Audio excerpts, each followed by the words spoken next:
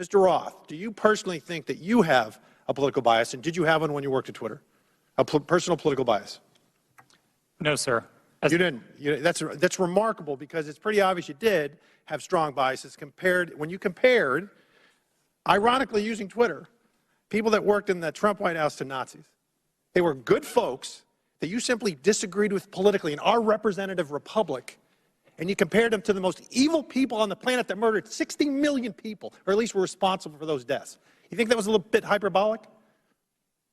Yes, I do. As I said, I regret agree. the language. I agree with you. It was. A piece of that, Texas Congressman Pat Fallon grilling former Twitter executive Joel Roth on Capitol Hill. He joins us live. Congressman, good to see you. Thank you so much for coming back on. A lot to cover on this. I wanted to dive into your thoughts. You got to talk to these executives. What did you think?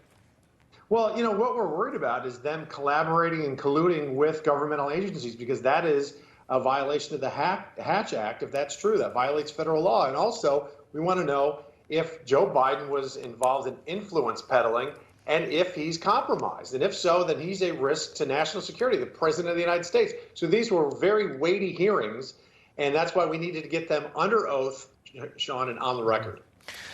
They are under oath, something we continue to point out here, but not a lot of recollection efforts, at least, from these executives that we watched on this broadcast. But there will be, and we spoke with one of your members earlier, there will be more hearings. Do you expect more answers? Well, you know, when you get them under oath, when they're subpoenaed and they're under oath, yeah, I do expect answers, but I want the truth. Yeah. I just don't want answers. I don't want them to deflect. I mean, I asked Roth directly yesterday, who was a Twitter executive, and I said, is it true that you received 10 confidential documents from FBI agent Elvis Chan the day before the Hunter Biden laptop story was killed, where it went live and then it was killed? And he said, yes, but they didn't relate to the laptop story. I find that hard to believe, and that's why we have them under oath. So now we have it on record, Sean, and we are going to go where the evidence leads us from here on out. Some say that hearing backfired on Republicans. Do you have a response to that, Pat?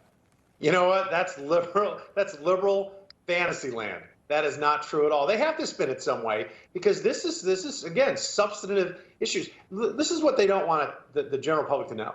There's something called an SAR, which is a suspicious activity report. Those are generated when people like Bernie Madoff do awfully fishy things and eventually criminal things. It leads to it. And if you get one or two in your lifetime, that would be rather odd. The Biden family has 150 SARs, and we haven't been given access to those.